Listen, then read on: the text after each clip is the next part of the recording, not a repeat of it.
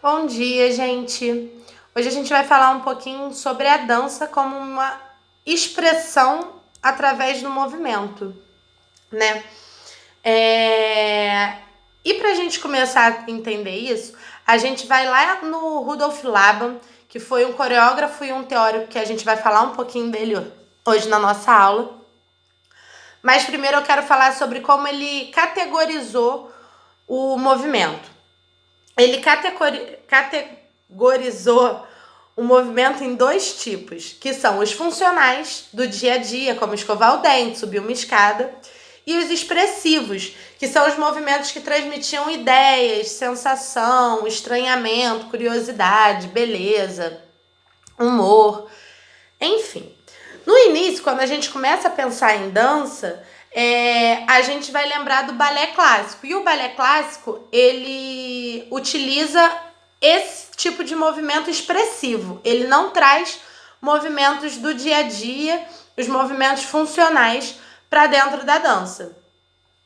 Quando a gente chega na dança moderna, que é onde o Laban tá, onde o Rudolf Laban tá teorizando, a gente rompe com a distinção entre os movimentos cotidianos e aqueles que eram considerados expressivos. E aí tudo fica ali junto, né? A gente incorpora os movimentos do cotidiano, esses movimentos funcionais, aos movimentos expressivos para criar uma nova modalidade de dança, que é a dança moderna.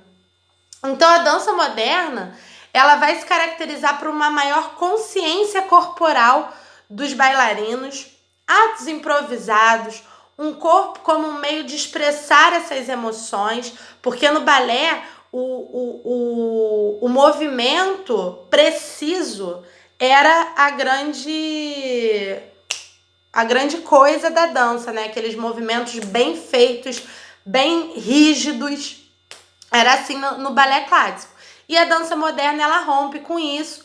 E a respiração começa a ditar o ritmo também da dança, né? A respiração vai dar o ritmo dos ciclos da dança, de contração e expansão. Então, quais são as características da dança moderna, né? É o rompimento com as técnicas clássicas, a expressão de emoções por meio de movimentos, o abandono das sapatilhas, novos movimentos, improviso, mudança de vestuários por roupas mais confortáveis, a introversão.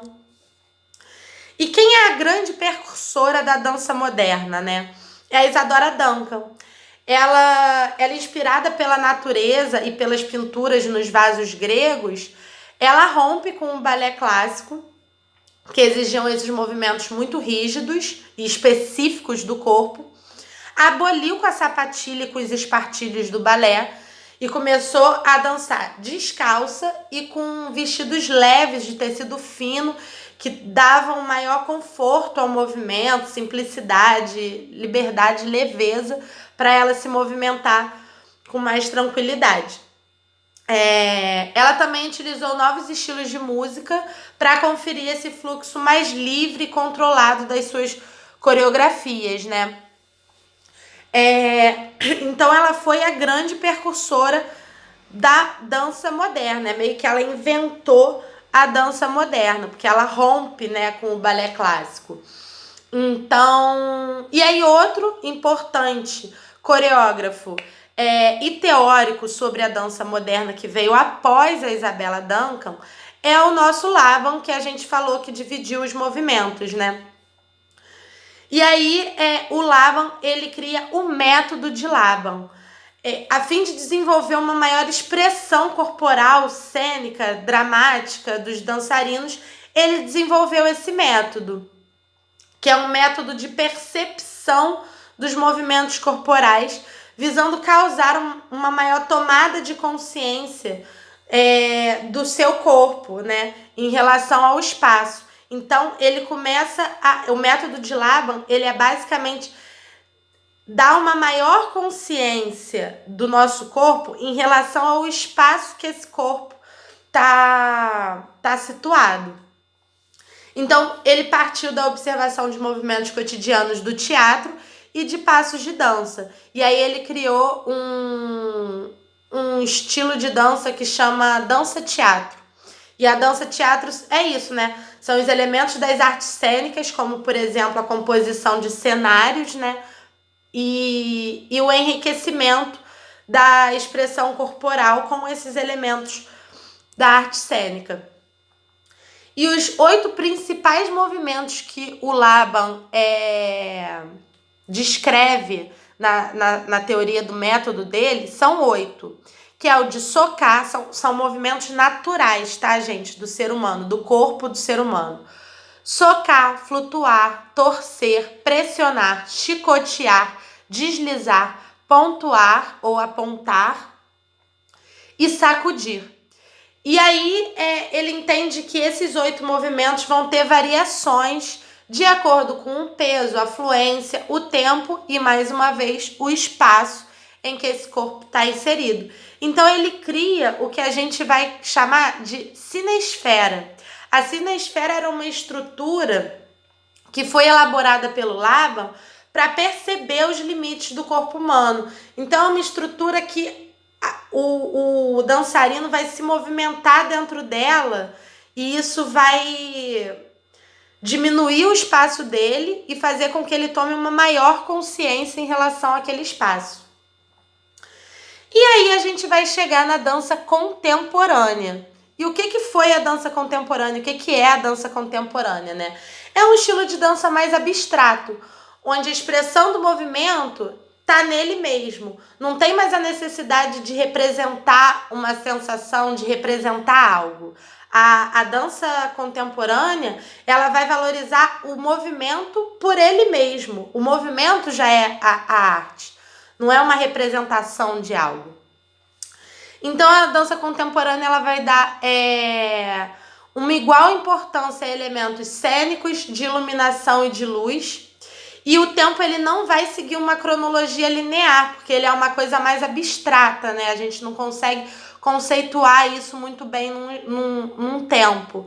Então torna esse tipo de dança uma dança atemporal. E um grande representante desse movimento foi o Alwin Nicolai.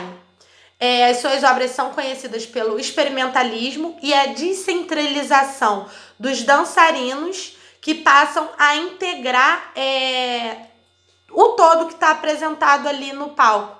Tem certas coreografias dele que o dançarino parece até um objeto cênico mesmo, né? Ele está ali para compor aquela cenografia.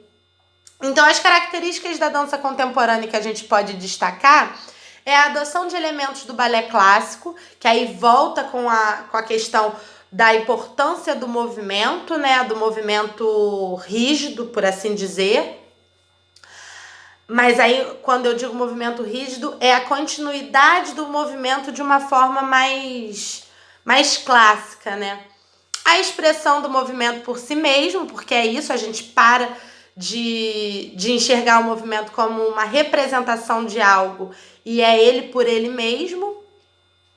O improviso, passos aproveitados da vida cotidiana, os movimentos funcionalistas, né? O experimentalismo, a valorização do processo criativo, os bailarinos criando formas abstratas que do seu corpo em movimento, né, o bailarino criava, a utilização de bailarinos amadores e a participação da dança em outras linguagens artísticas como performance, happenings e essas coisas. Então é isso, gente. Essa foi a nossa aula de hoje. Vou colocar os cards para vocês aqui com um resumão disso tudo que a gente falou, tá bom? Até mais!